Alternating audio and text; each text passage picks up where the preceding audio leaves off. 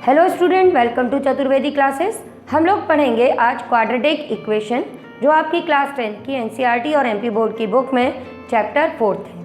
आज जो क्वेश्चन हम लोग डिस्कस करने जा रहे हैं वो बेटा आपकी एक्सरसाइज 4.2 के क्वेश्चन नंबर फर्स्ट का सेकंड पार्ट है। इसमें हमको करना क्या है कि find the roots of the following quadratic equation by factorisation. Equation given है 2x² + x - 6 = 0। अब देखो बेटा, ये जो क्वेश्चंस हैं ये हम ऑलरेडी सॉल्व कर चुके हैं जब हमने पॉलिनोमियल्स पढ़ा था। क्वाड्रेटिक पॉलिनोमियल में भी हमने यही काम किया था। अगर आप ध्यान से देखो तो इसका अगर हम लेफ्ट हैंड साइड देखें तो ये एक क्वाड्रेटिक पॉलिनोमियल ही है। वहाँ पर हमने जैसे ज़ीरोस फाइंड किए थे, सेम एज इक्वेशन के हम रूट फाइंड करेंगे। अब फैक्टराइज करने के हमने दो मेथड सीखे हुए हैं। एक होता है क्वाड्रेटिक पॉलिनोमियल के केस में भी देखा था, वही यहाँ पे क्वाड्रेटिक इक्वेशन में करने वाले हैं कि या तो हम इसको स्प्लिटिंग द मिडिल टर्म से फैक्टराइज करेंगे या फिर हम इसको आइडेंटिटी से। अब आइडेंटिटी यूज़ करनी है या अपने को स्प्लिटिंग द मिडिल टर्म, या हम सबसे पहले कैसे डिसाइड करेंगे? अपनी कांस्टेंट टर्म से।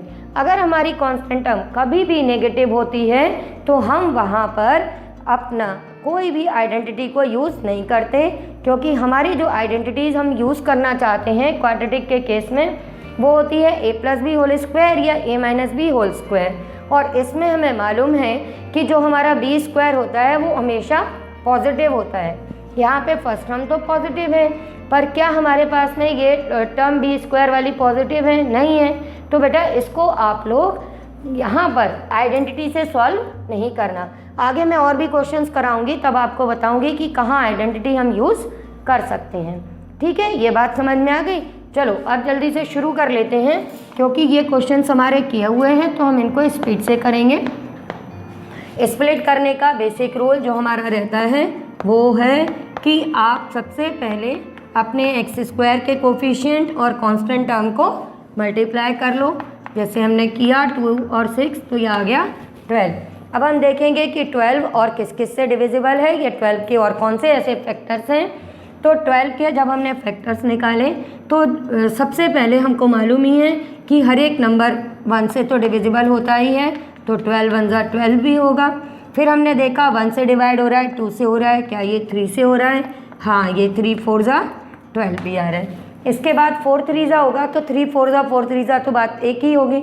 अब अपन कैसे देखते हैं, इसके बाद में ये चेक करते हैं कि जो हमारी कांस्टेंट टर्म है वो पॉजिटिव है या नेगेटिव है। अब ये कांस्टेंट टर्म आपकी कैसी है बेटा? नेगेटिव है। तो नेगेटिव देखने के बाद अब आपको क्या करना है, आपने ये जो कॉम्बिनेशंस देखे थे ये जिनसे हमको प्रोडक्ट क्या मिल रहा था 12, तो इनका डिफरेंस फाइंड करेंगे। यानी कि यहाँ पे 2 और 6 मिला आपको, तो आप 6 में से 2 सब्ट्रैक्ट करना, तो आंसर आया 4। यहाँ पे 12 और 1 है तो इससे आंसर आ रहा है 11। 4 और 3 है तो 4 और 3 का 1।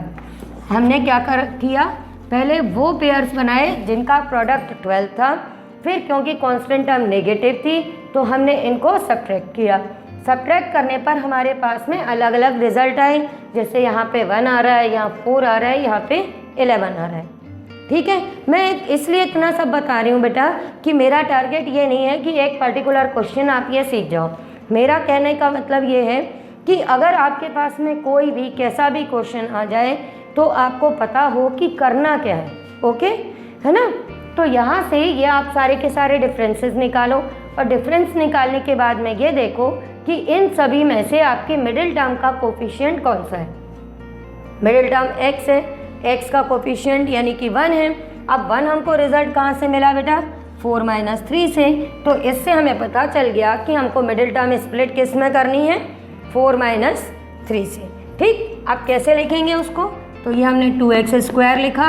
अब इस x को हमको लिखना है 4x - 3x। आपको समझ में आ गया ना बेटा कि हम कहाँ से कर रहे हैं?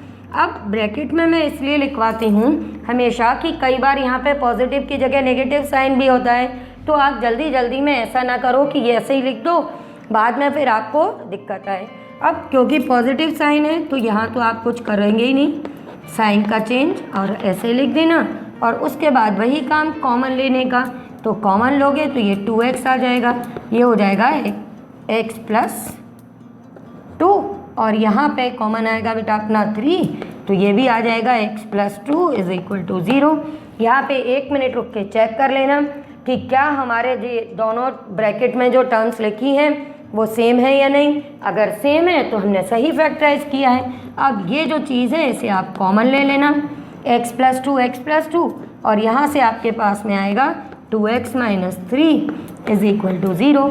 अब इन दोनों का प्रोडक्ट 0 के इक्वल है, तो इन दोनों का प्रोडक्ट जब 0 के इक्वल है तब फिर हम क्या कर देंगे, दोनों को अलग अलग 0 के इक्वेट कर देंगे और हमारे इसके इक्वेशन के रूट्स मिल जाएंगे।